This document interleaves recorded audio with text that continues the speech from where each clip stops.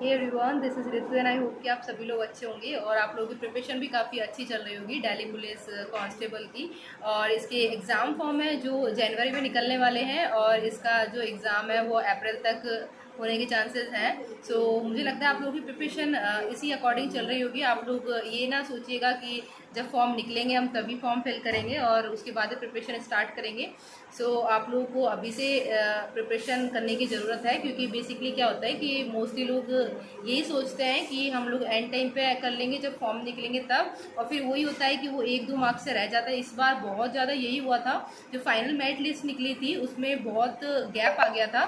तो जो बच्चों की फाइनल मेरिट लिस्ट लगी थी हमारी, तब काफ़ी सारे स्टूडेंट थे जो कोई 1 मार्क्स से रह गया था, 0.0 मार्क्स से रह गए थे। आप लोग कमेंट्स में भी देख सकते हैं, काफ़ी लोगों के मैसेज आ रखे हैं कि मैं इतने मार्क्स से रह गया था, इतने मार्क्स से रह गई थी। तो ये सब कुछ इसी वजह से हुआ था क्योंकि प्रिपरेशन में कहीं ना कहीं हम लोग ढील छोड़ देते हैं। सो कंप्लीट नहीं कर पाते हैं उसको, और हम सोचते हैं कि एंड टाइम पे कंप्लीट कर लेंगे, या फिर बहुत सारी चीज़ें होती हैं जिसकी वजह से प्रिपरेशन आप लोग सोच सकते हैं कि आप ही की गलती होती है कहीं ना कहीं। सो उसके लिए आप लोग को अभी से फोकसली सब चीज़ें प्रिपरेशन करनी पड़ेगी इसकी, और जो बेसिक बेसिक चीज़ें हैं वो एटलीस्ट आप लोग अभी से अपनी तैयार रखिए ताकि आपको कोई दिक्कत ना पड़े। और जब आपका इसके फॉर्म आ जाए तब आप केवल मॉक टेस्ट दें। और मॉक टेस्ट तो खैर आपको अभी से भी देने चाहिए, क्योंकि उससे आप लोगों को आइडिया लगेगा, पता लगता रहेगा। क्योंकि इस बार भी बहुत सारे लोग हैं जो फॉर्म भरने वाले हैं और कंपटीशन हार्ड होने वाला है। आप ये मत सोचिएगा कि कंपटीशन कम होगा। पिछली बार अराउंड 27 लाख स्टूडेंट ने फॉर्म भरा था, तो इस बार 30 प्लस ही जाएगा, क्योंकि हर बार जो इसके नंबर ऑफ स्टूडेंट है वो काफ़ी बढ़ते जाते हैं। और ऐसा नहीं है कि हर बार वैकेंसी निकलेगी, इस बार जल्दी आ गई है, अभी हमारी ट्रेनिंग चल रही है। सो उसके अकॉर्डिंग जब तक हमारा पासिंग आउट होगी तब तक आप लोगों की वैकेंसी आ जाएंगी। सो आप लोगों को ये तो फिक्स हो चुका है कि वैकेंसी आएंगी। सो आपको प्रिपरेशन अभी से करनी है इसकी। मैं आपको बार बार यही चीज़ समझा रही हूँ। आप लोगों को एक सीट से मतलब है, आप लोग एक सीट तभी ले पाएंगे जब आप पूरी फोकसली होके इसी पर लगे। क्योंकि आप लोग ये मत सोचिए कांस्टेबल रैंक के तो कंपटीशन इतना हार्ड नहीं हो, कंपटीशन लो रैंक पे ही सबसे ज़्यादा हार्ड होता है, क्योंकि इसमें बहुत सारे स्टूडेंट फिल करते हैं। इवन सीजीएल सीपीओ की जो तैयारी करते हैं वो लोग भी सेलेक्ट होते हैं इसमें, और वो लोग भी इसमें सिलेक्शन ले जाते हैं। और 12th वाले स्टूडेंट होते हैं, कहीं जो 12th पास होते हैं वो भी सिलेक्शन ले जाते हैं। सो आप लोग अभी से अपनी प्रिपरेशन को जारी रखिए और करिए। सो मेरे पास बहुत सारे कमेंट आ रहे थे कि मैम स्ट्रैटेजी बताइए सेक्शन वाइज। तो मैं सेक्शन वाइज लेकर आई हूँ। जो पार्ट है हमारा करंट अफेयर, सॉरी, जो 50 मार्क्स का आता है उसमें क्या क्या चीज़ें इंक्लूड है। और 50 मार्क्स यू मान सकते हैं आपके 100 में से 50% आपको ये जो पोर्शन है ये करना पड़ेगा, ठीक है। सो बाकी 10 मार्क्स का आपका कंप्यूटर है, और 20 मे बी 20 रीजनिंग और 20 मैथ्स। सो आपको अभी मैं पहले जीएस के लिए लेकर आई हूँ, जो मेन आपका 50% कवर करता है। क्योंकि इसमें क्या होता है, एक्यूरेसी पे डिपेंड करता है, ये आपका फिक्स नहीं होता कि यहाँ से क्वेश्चन फिक्स आएंगे। तो ये डिपेंड करेगा एक्यूरेसी पे, और हर किसी की एक्यूरेसी तभी बढ़ती है जब प्रैक्टिस होती है बार बार, ठीक है। आप लोग प्रैक्टिस अगर बार बार करते रहेंगे उन क्वेश्चंस की, उनको नोट डाउन करेंगे, तो आपकी आंखों के सामने वो आते रहेंगे, तो आपको कोई दिक्कत नहीं आने वाली है उसमें, ठीक है। अभी हम लोग बात करते हैं जो 50 मार्क्स का जीएस का पोर्शन आता है उसमें क्या क्या चीज़ें इंपॉर्टेंट है। बाकी पार्ट वाइज मैं आपको और वीडियो बनाऊंगी जिसमें मैथ्स बताऊंगी, रीजनिंग बताऊंगी और कंप्यूटर बताऊंगी कि वो कहाँ से कवर करनी है। अभी ये वीडियो इसलिए लंबा होगा क्योंकि इसमें इसमें जो 50 मार्क्स है वो कवर होंगे, तो वो कहाँ कहाँ से आते हैं मैं उनके बारे में बताती हूँ आपको। पहला है आपका इसमें करंट अफेयर। करंट अफेयर बहुत ज़्यादा ज़रूरी है, क्योंकि आजकल जो करंट से रिलेटेड क्वेश्चन बहुत ज़्यादा पूछे जाते हैं।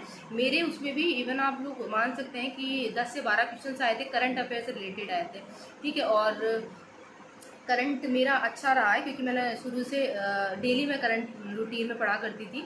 और एक टाइम ऐसा हो गया था कि फिर मुझे जो डेली के जो क्वेश्चंस होते थे करंट अफेयर के वो याद होने लग गए थे। पहले मैं नोट डाउन किया करती थी, लेकिन जब रेगुलर करंट अफेयर पढ़ते हैं तो कुछ चीज़ें पास से रिलेटेड भी हो जाती है कि हमने ये 6 मंथ पहले पढ़ा था, तो थोड़ा बहुत बहुत अच्छा हो जाता है अगर आप लोग डेली रूटीन में करंट अफेयर पढ़ते हैं तो, ठीक है। आपका इसमें 10 से 12 क्वेश्चन आपके करंट अफेयर के आएंगे, तो वो आपको ज़रूर अभी से आप लोग प्रैक्टिस रखिए इसकी। और फिर आपके आते हैं पॉलिटी। पॉलिटी में आपके 10 से 12 क्वेश्चन इसमें भी आते हैं। सो पॉलिटी में मेनली आपको बुक एक मेंशन करूँगी, वहाँ से आपकी मोस्टली पॉलिटी कवर हो जाएगी। इसमें हार्ड पॉलिटी नहीं आती है कि आप लोगों को लक्ष्मीकांत पढ़नी है या फिर डीपली कुछ पढ़ना है। सो जो बेसिक होता है पॉलिटी में वो आप पढ़ सकते हैं, वो उसमें आएगा, ठीक है। फिर आपका आता है ज्योग्राफी। ज्योग्राफी के भी 5 से 10 क्वेश्चंस आपके पूछे जाते हैं। इसमें ज्योग्राफी में स्टेट रिलेटेड ज्योग्राफी आ जाती है, और वर्ड से रिलेटेड ज्योग्राफी बहुत थोड़ी आती है, जैसे रिवर वगैरह पूछ लेंगे या फिर माउंटेन पूछ लेंगे। ये आपको ज्योग्राफी में वो वर्ड वाली ज्योग्राफी आपकी थोड़ी सी कम आती है, लेकिन इंडिया वाली बहुत ज़्यादा आती है। ठीक है, सो इसके बाद हम लोग आते हैं हिस्ट्री। हिस्ट्री पे आप लोग अगर, जैसे मेरी हिस्ट्री वीक है तो इस वजह से मैं हिस्ट्री अब केवल मैंने एक बार पढ़ी थी लूसेंट से, उसके बाद से मैं हिस्ट्री पे ज़्यादा फोकस नहीं करती हूँ। अगर मुझे क्वेश्चंस याद रहते हैं हिस्ट्री के तो मैं टिक कर जाती हूँ, अदरवाइज़ मैं उसको स्किप करना ज़्यादा सही समझती हूँ, क्योंकि मेरी हिस्ट्री शुरू से वीक रही है। क्योंकि मेरे पास मैथ्स था, साइंस थी, तो मेरे को हिस्ट्री इतना इंटरेस्ट भी नहीं होता है, और मेरे को कम ही मैं एक बार पढ़ा मैंने हिस्ट्री के लिए, सो इसलिए ज़्यादा मैं हिस्ट्री पे फोकस नहीं करती हूँ। और वैसे भी आजकल जो हिस्ट्री का पैटर्न है वो 3 से 4 क्वेश्चन से रह गया है, तो ज़्यादा हमें पढ़ने की नीड भी नहीं है। अगर हम इसको स्किप करके, वैसे पढ़िए आप लोग, अगर आप अदर एग्ज़ाम की तैयारी भी कर रहे हैं, कोई स्टेट रिलेटेड PCS वगैरह की या किन की भी करते हैं, तो वो उसके लिए हिस्ट्री अगर उनकी अच्छी है तो वो करिए। लेकिन मेरी हिस्ट्री अच्छी नहीं थी, इसलिए मैंने ज़्यादा फोकस नहीं किया। लेकिन इसमें आपके 3 से 4 क्वेश्चन हर जगह आते हैं, ठीक है। और 3 से 4 क्वेश्चन में भी आपके मेनली जो पुराने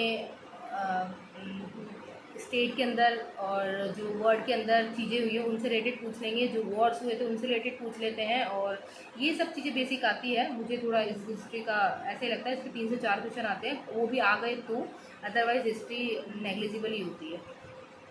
अब आते हैं हम लोग स्टैटिक जीके। ये बहुत ज़्यादा इंपॉर्टेंट है। ये स्टैटिक जीके में होता क्या है, इसमें आपके स्टेट से रिलेटेड करंट अफेयर के क्वेश्चंस आ जाते हैं। करंट और स्टेट और ज्योग्राफी तीनों चीज़ मिक्स होकर आपके आ जाते हैं स्टैटिक जीके में। इसमें आपको 12 से 15 क्वेश्चंस देखने को हमेशा मिलेंगे।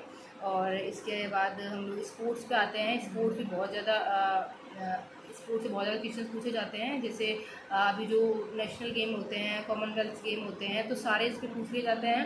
कोई भी एग्ज़ाम है जिसमें ऐसा नहीं है कि स्पोर्ट्स से क्वेश्चन नहीं पूछे गए हैं, तो आप लोग स्पोर्ट्स का डाटा ज़रूर याद करके जाइए। इसमें ज़रूर आपको क्वेश्चन देखने को मिलते हैं 3 से 4। तो ये मेन वही चीज़ें हैं जो मैं आपको बताई है GS वाले पार्ट में। अगर आप लोग इसको सोचेंगे कि ये पता नहीं कहाँ से आएगा GS, तो आप लोग इसमें क्वेश्चंस कवर कम कर पाएंगे, ठीक है।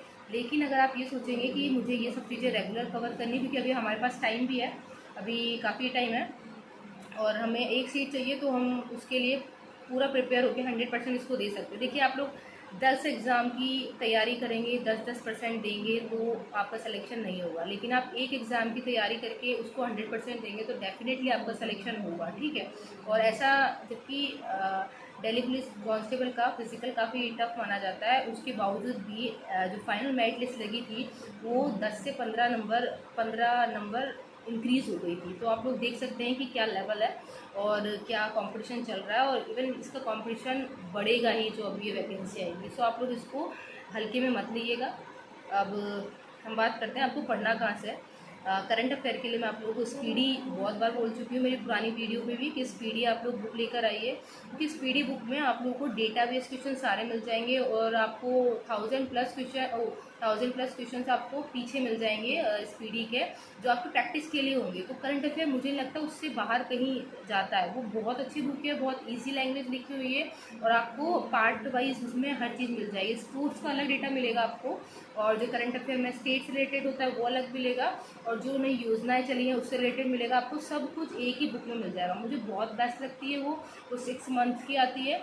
तो आप लोग अभी, जैसे अभी अगस्त चल रहा है, तो आप प्रीवियसली जो मंथ गए हैं तो अगस्त की लेकर आ सकते हैं। फिर उसके बाद आप अगस्त के बाद और जो मंथली होता है, मंथली के लिए आप एक काम कर सकते हैं, यूट्यूब पे काफ़ी सारी वीडियोस आती हैं। तो अगर आप लोग नए हैं, आप लोगों ने अभी कोई सेलेक्ट नहीं करी है मंथली पढ़ने के लिए टीचर्स की कोई, तो आप पहले 2-3 का कंपेयर करिए कि आपको किसकी लैंग्वेज इजी लगती है और कौन सा आपको लगता है कि ये टीचर बेस्ट पढ़ा रहा है। तो आप उसकी एक वीडियो सेलेक्ट करिए, उसी को रेगुलर पढ़िए, और मंथली उसका जो मंथली देते हैं वो लोग वीकली भी देते हैं, मंथली भी देते हैं। अगर आपके पास ज़्यादा टाइम है तो आप लोग वीकली पढ़ सकते हैं, उससे आपके ऊपर बर्डन कम पड़ेगा। और अगर आपके पास थोड़ा कम टाइम है तो आप मंथली पढ़ लीजिए, और जो क्वेश्चन आपको लगे कि हाँ ये आ सकते हैं, ये बहुत बार मैंने मॉक टेस्ट में भी देखे हैं, तो उनको नोट डाउन करिए, ताकि वो आपके बाद में काम आएंगे, ठीक है, प्रैक्टिस करने में भी, और जब आप स्पीडी सॉल्व करोगे तब भी काम आएंगी, और आपका रिमाइंड भी रहेंगे वो चीज़ें, ठीक है। और ये बताया मैंने आपको तो ये सब चीज़ें बेसिक जीएस के बारे में है। मेनली करंट अफेयर कहाँ से पढ़ें ये ज़्यादा बहुत होता है, तो आप लोग यूट्यूब पे वीडियो सर्च कर सकते हैं। अच्छी बहुत सारे टीचर्स हैं जो अच्छी अच्छी वीडियोस पढ़ाते हैं, जैसे वाईफाई स्टडी में भी पढ़ाते हैं, और गौरव सर हैं वो भी काफ़ी अच्छा पढ़ाते हैं। सो आप लोग एक सेलेक्ट कर लीजिए, इधर उधर ज़्यादा जाने की ज़रूरत नहीं है। एक सेलेक्ट करेंगे, उस पर पूरा फोकस करिए और उसी को फॉलो करिए, और उनके क्वेश्चंस रिवाइज करिए, और मंथली वीकली आप लोग टेस्ट दीजिए प्लीज़। वीकली आप लोग पार्ट वाइज भी टेस्ट दे सकते हैं, जैसे जीएस का दीजिए, मैथ्स का दीजिए, रीजनिंग का दीजिए। कंप्यूटर को भी नेगलेक्ट नहीं कर सकते, कंप्यूटर का भी देना पड़ेगा, क्योंकि कंप्यूटर भी बहुत एडवांस लेवल की आई थी हमारे एग्ज़ाम में। सो आप लोग उसको बेसिक कंप्यूटर ना समझें।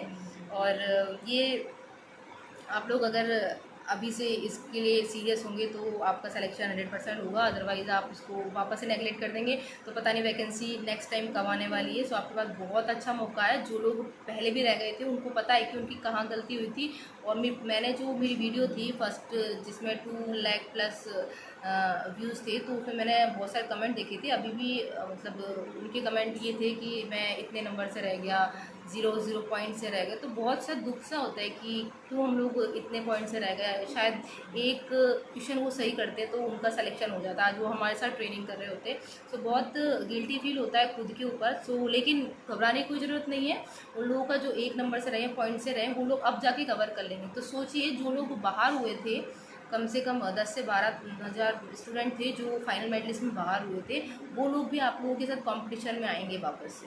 सो देखिए कि आप बिगनर हैं, आपको कितना मेहनत करने की ज़रूरत है। इसलिए आप लोग अपनी पढ़ाई को कंटिन्यू रखिए, और जो भी क्वेश्चन है आप लोग मुझसे पूछ सकते हैं, मैं वीडियो में बनाती रहूँगी। और मैं आपको नेक्स्ट वीडियो लेकर आऊँगी, वो मैथ्स के लिए लेके आऊँगी कि मैथ्स कौन सी बुक से पढ़ें, और फिर उसके बाद नेक्स्ट मैं रीजनिंग के लिए, और इसी तरीके से आपको रीजनिंग के इंग्लिश के लिए लेकर आ जाऊँगी। सो ये थी मेरी छोटी सी वीडियो आप लोगों के लिए। करंट रिलेटेड क्वेश्चंस थे इसमें, स्टैटिक जीके थी, हिस्ट्री थी, ज्योग्राफी थी, पॉलिटी थी। तो आप लोग ये सब कवर करिएगा, अच्छी तरीके से पढ़ाई करिए, और आप लोग सिलेक्शन लेके जाइए। और फिर नेक्स्ट जो मैं वीडियो लेकर आऊँगी उसमें आपको मैथ्स के बारे में बता दूँगी, मैथ्स कौन सी बुक से पढ़ें, और रीजनिंग कौन सी बुक से पढ़ें, और कंप्यूटर कौन सी बुक से पढ़ें, और किस तरीके से पढ़ाई की जाए कंप्यूटर, मैथ्स और रीजनिंग में किस तरीके से स्कोर किया जाए। क्योंकि मैथ्स भी काफ़ी अच्छा कैलकुलेटिव मैथ्स आया था, मुझे भी अच्छी तरीके से पता है, क्वेश्चन भी इवन याद है मुझे बहुत सारे, और रीजनिंग भी काफ़ी स्क्रॉल करना पड़ा था बार बार ऊपर नीचे। सो बहुत ज़्यादा प्रैक्टिस की ज़रूरत थी। ऐसा नहीं था कि हम इजीली दिल्ली पुलिस कांस्टेबल का एग्ज़ाम को मान सकते हैं, बहुत ज़्यादा मेहनत की ज़रूरत है, क्योंकि कंपटीशन बहुत ज़्यादा है इसके अंदर, और नंबर ऑफ़ स्टूडेंट्स भी बहुत ज़्यादा अप्लाई करते हैं। अच्छी जॉब है, सेंटर की जॉब है, सो सब लोग इसको लाइक करते हैं। और आप लोग भी अगर अच्छे से पढ़ेंगे तो सिलेक्शन ज़रूर होगा। और अगर आप लोगों को मेरी वीडियोस अच्छी लगती है तो आप लोग लाइक कर सकते हैं, मेरे चैनल को सब्सक्राइब कर सकते हैं, और आपको जो भी वीडियो चाहिए रिगार्डिंग स्टडी आप लोग कमेंट कर सकते हैं नीचे। And thank you again very much for watching my video. Bye.